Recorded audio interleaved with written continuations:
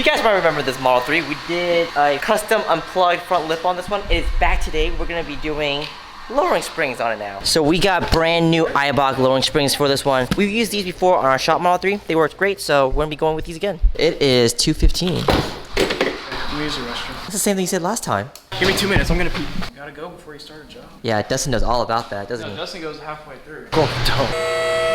Ooh, what is that? Is that yours? Yeah, I forgot I even had it. I never used it. It's kind of quiet.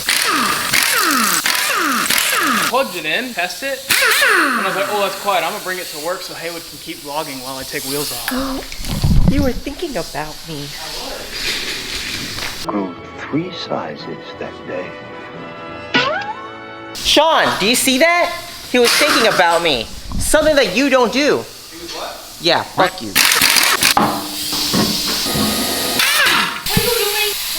What are you doing?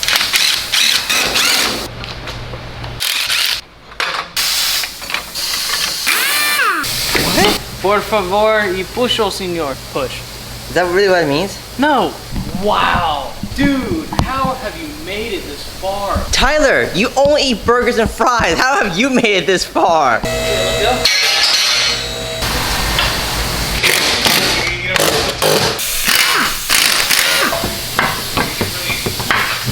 They tagged us in what they did for Drake. Oh, they're the ones that did the owl for his Rolls Royce? I didn't know that, see?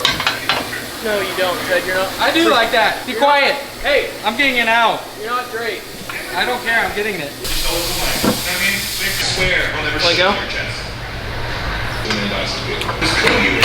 Just got done with the spring installation, so let me show you what the car looks like now that is lower. So these are the Eibach lowering springs. You're looking at about 1.4 inches of lowering, front and rear. Pretty considerable amount, definitely for sure. These are on 20-inch VFF-109s, and you still see there's a little bit of a wheel gap. It's not crazy, it's a good amount in my opinion. Same with the rear, it's just low enough to where it's a noticeable difference, but not too low to where it's just crazy. And here's the side profile, just so you guys can see.